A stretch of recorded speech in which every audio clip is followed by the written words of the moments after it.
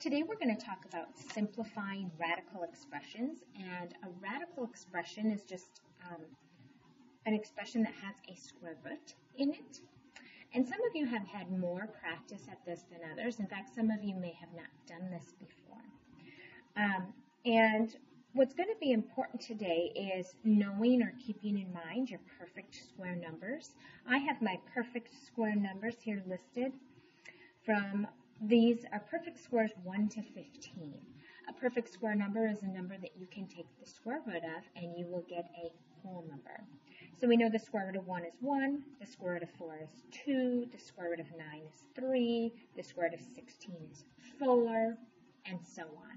So these are the perfect square numbers from 1 to 15. The square root of 225 is 15. And these are numbers that I would encourage you to have committed to memory. So what do we do when we simplify a radical? Well, if you take a look at our first one, when we have the square root of 8, if I were to type that into my calculator, I would get a decimal because it's not a perfect square number. And I would have to approximate that, and we would get approximately 2.8. But when we simplify a radical and they want it left in radical form, first of all, we are going to get an answer that is exact. And we are not going to be able to do this on our calculator. I want you to simplify your radicals by hand.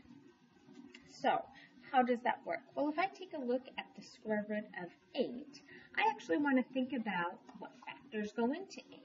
More specifically, what perfect square numbers go into 8.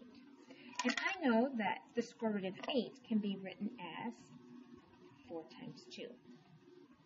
Okay, so the square root of 8 I can write as the square root of 4 times 2. And I can actually break that up.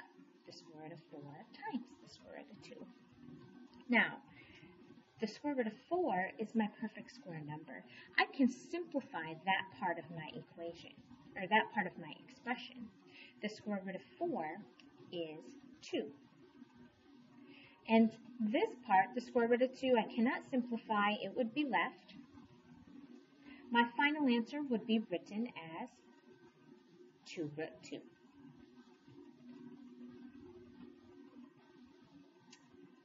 If I take a look at the square root of 20, well, again, I know factors that go into 20. 1 and 20, 2 and 10, 4 and 5.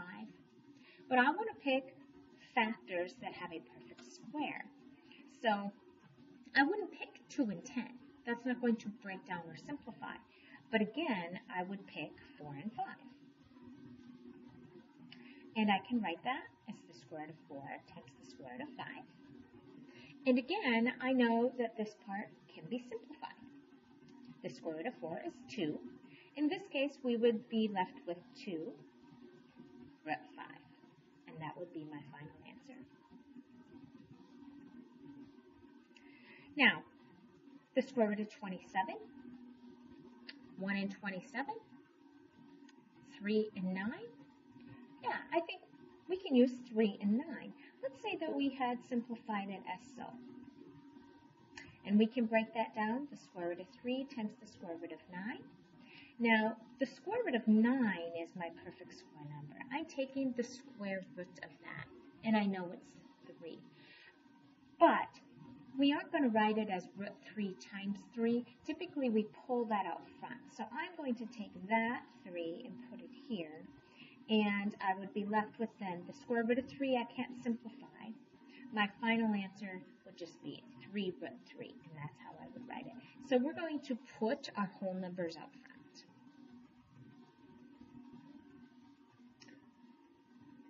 What goes into the square root of 75? Well, different 5 goes into 75, but when we look at the factors, we want to take a look at these numbers specifically, and I want to pick the largest perfect square number that goes into there. I know that 3 times 25 is the square root of 75. And again, 25 is my perfect square number. This is what I'm going to look to simplify. The square root of 25 is 5. It's just a whole number 5. I'm going to pull that out front. I'd be left with my root 3, and so a final answer of 5 root 3.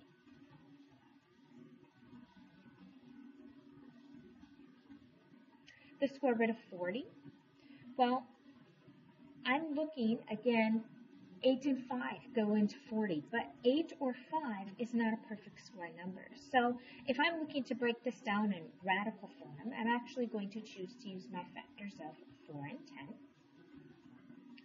Square root of 4 times the square root of 10. This is my perfect square number. The square root of 4 is a 2, and I'm left with a root 10.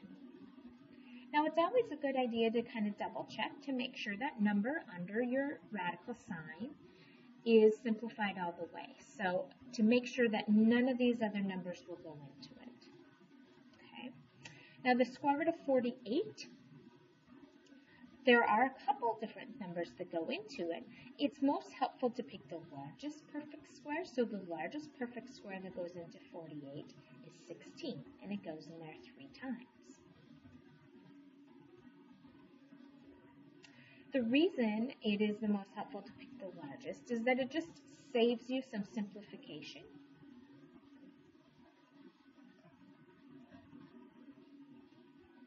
But maybe you see the square root of 48 or the number 48, and the first number that comes to mind is 4. So I want to show you that I could have chosen 4 and 12. The square root of 48, I could have done 4 and 12.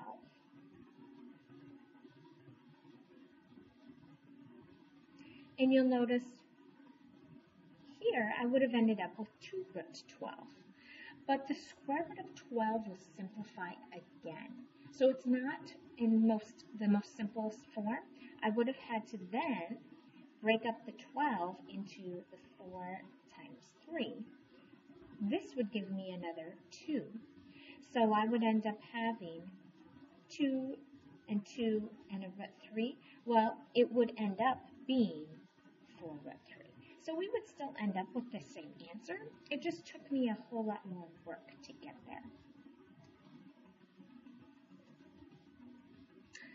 5 times the square root of 80, or 5 root 80. Well, this is being multiplied. And for right now, I'm just going to keep that 5 out front. But I'm going to think about breaking down my 80. And 80, 16 actually goes into it 5 times.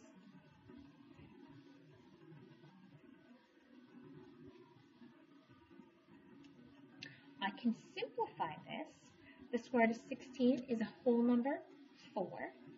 Well, when that happens, these two numbers up front, my whole numbers, are just being multiplied. So this would end up being as a final answer, 20 root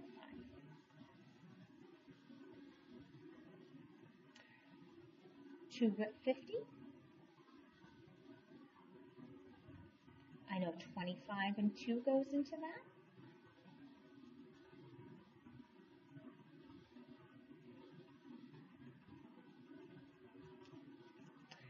Perfect square here would be a 5.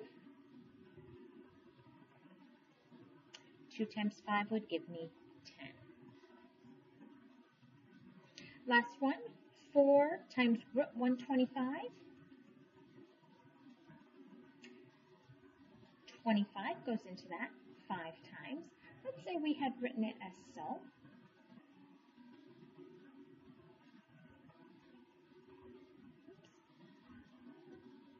25 times.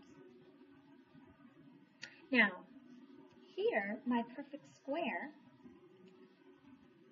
I would end up with 4, root 5, and my 5.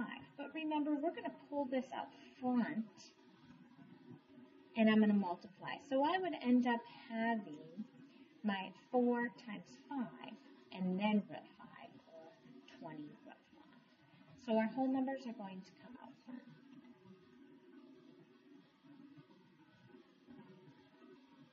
Okay, let's flip it over to the back side.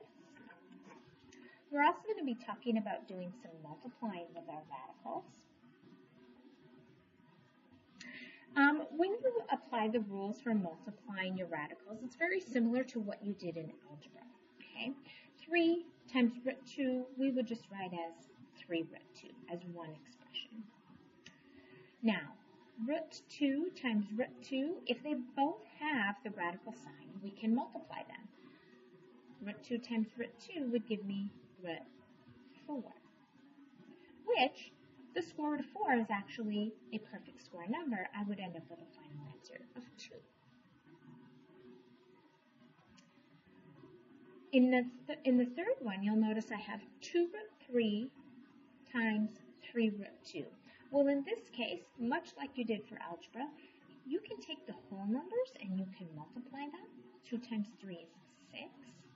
And then I can take the radicals and I can multiply them. Root 8 times root 2 is root 16. However, we always need to double check, are we in simplest form? And this is actually a perfect square number. So here I would end up with my 6 and a 4. That 4 is a whole number. I would end up with a final answer of 24. Over here, multiplying my whole numbers out front, the 2 and the 4 would give me an 8. Root 5 times root 2 would give me root 10. Now in this case, root 10 does not break down. There's not a perfect square number that goes into it. That's going to be my final answer.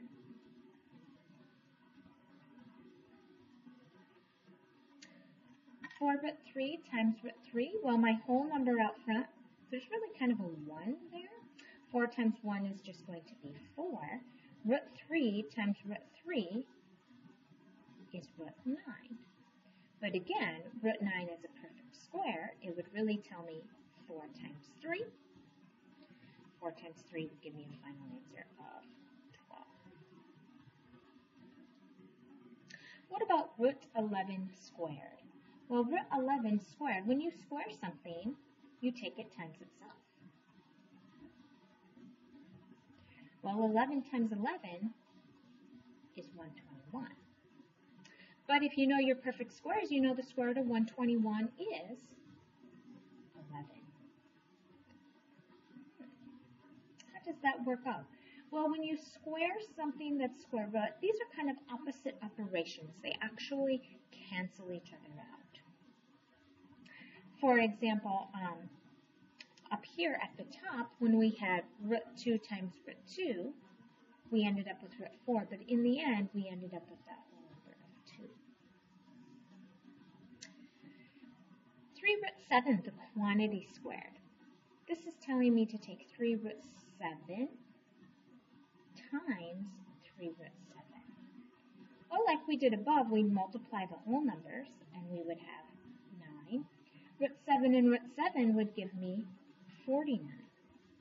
But this is a perfect square. I would end up getting 9 times 7, or 63. So what would we get if we had root x squared? Well, root x times root x is the square root of x squared, which in the end would just give me x. Or I like to squared and square root, those just kind of cancel each other out. You're always going to end up with that number underneath. So the square root of 17 squared is 17, or the square root of 6 squared is 6.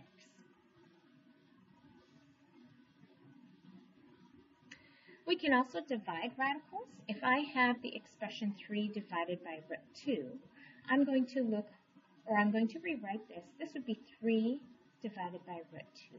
But the rule with square roots is that you cannot have a radical on the bottom of a fraction. It's kind of against the rules in math. So we have to do what we call rationalize the denominator. If I'm going to rationalize my denominator, I'm actually going to take and I'm going to multiply by the denominator. But what I do on the bottom, I have to also do on the top to keep my fraction the same. Well, on the top, 3 times root 2 is just 3 root 2. On the bottom, root 2 times root 2. Well, we just discovered at top, if I take a square root and square it, I'm going to end up with the whole number. So 3 root 2 over 2 is going to be my final answer. This is actually the same fraction as this. It's just written in acceptable form. Let's look at another one. 1 divided by root 7. But I would need to rationalize the denominator.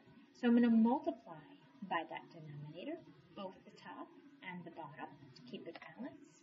On the top, 1 times root 7 is just root 7. On the bottom, root 7 times root 7 is 7, the whole number. Now I can't reduce or cancel anything here because one has a radical and one doesn't. So that would be my final answer. 6 over root 3.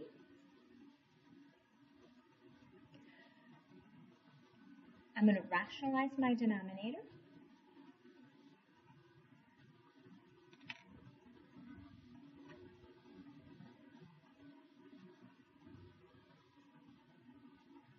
Now, in this case, I can take the 6 over 3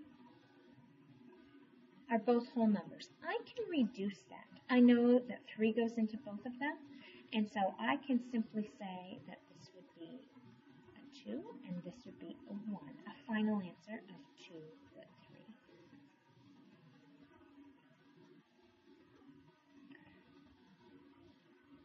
3. Two root 3 divided by root 3. Well, in this case, I can take a little shortcut. Because these both have radicals, root 3 over root 3, I can divide them out. I can say this would be a final answer of 2. 13 over root 2. Well, in this case, again, we would end up rationalizing our denominator. My numerator would be 13 root 2 all over 2. Now 13 root 2, those do not, or 13 and 2 do not reduce. That would be my final answer. 10 root 3 divided by 2. Well, here I do have whole numbers. This is written okay. I don't have to rationalize, but 10 over 2 can reduce. I know 2 goes into both of those, and so my final answer would be 5 root 3. The last one, 2 over root 12. Now, 2 divided by root 12. There's a couple ways that you could do this. A lot of times that kids would see first, they'd rationalize the denominator. If I rationalize the denominator, I'm going to end up with 2 root 12 over 12. And I can see that I can do a little bit of reducing. 2 and 12, well, 2 goes into both of them. And so I would have root 12 over 6. But the problem is, I can't reduce 12 over 6, but the square root of 12 does break down. And so the square root of 12 I can write as the square root of 4 and the square root of 3. Well, the square root of 4 is a perfect square.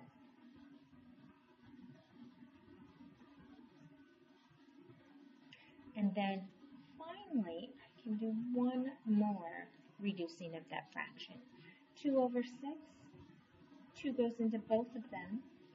My final answer here, a 1 and a root 3. I'm going to say it's root 3 all over 3.